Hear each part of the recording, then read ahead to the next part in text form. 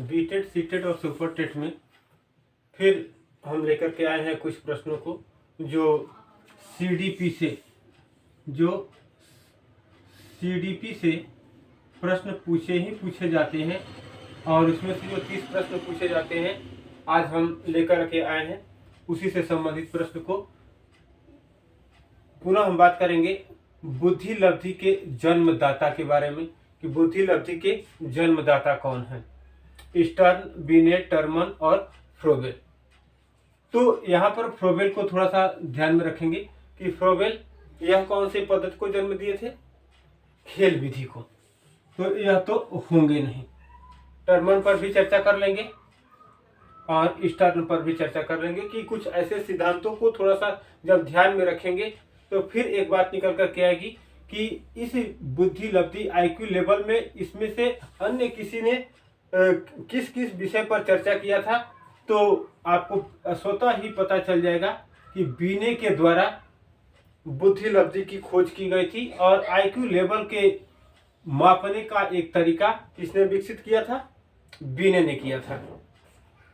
अगला प्रश्न देख लेते हैं। नवजात शिशु का भार होता है, एक बच्चा जब जन्म लेता है तो उसका भार कितना होता है, 6 पाउंड, 7 पाउंड, 8 पाउंड या 9 पाउंड। तो एक नवजात शिशु का जब हम शैशवावस्था को पढ़ते हैं तो शैशवावस्था में शारीरिक विकास के अंतर्गत जब बात आती है तो वहाँ पर स्पष्ट रूप से आपको मिल जाएगा कि एक नवजात शिशु का भार होता है 7 पाउंड। क्लियर। उसी समय जब हम पढ़ते हैं शैशवावस्था के बारे में, जन्म से पूर्व की अवस्था को जब हम ध्यान में देते हैं तो वहां पर बात आती है कि गर्भ में बालक को विकसित होने में कितना समय लगता है या कितने दिन लगते हैं। 150 दिन, 280 दिन, 390 दिन, 360 दिन। उसी समय आपको ज्ञात हो जाएगा जब शैशवावस्था के अंतर्गत शारीरिक विकास की बात करेंगे कि जन्म से पूर्व शारीरिक विकास, तो उसमें आपको यह बी ऑप्शन सही होगा, 280 दिन। गर्भ में बालक को विकसित होने में कितने दिन लगते हैं, 280 दिन। अगला प्रश्न देख लेते हैं। शिक्षा मनोविज्ञान, मनोविज्ञान मात्र नहीं, शिक्षा मनोविज्ञान की उत्पत्ति का वर्ष माना जाता है। शिक्षा मनोविज्ञान, मनोविज्ञान एक अलग विषय है, उसको जब शिक्षा से, एजुकेशन से जोड़ा जाता है तो उसका थोड़ा सा सिद्धांत बदल जाता है।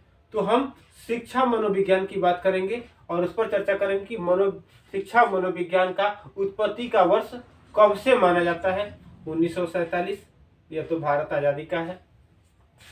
1950 स्वतंत्रता के जब संविधान के बारे में चर्चा की गई थी। 1965 यह एक युद्ध की चर्चा करता है, यह भी क्रॉस हो जाएगा। 1900, यह 1900 जो वर्ष है, इसी समय का एक वर्ष शिक्षा मनोविज्ञान की उत्पत्ति का समय माना जाता है। तो इस लिहाज से आपके पास 1, 2, 3 और 4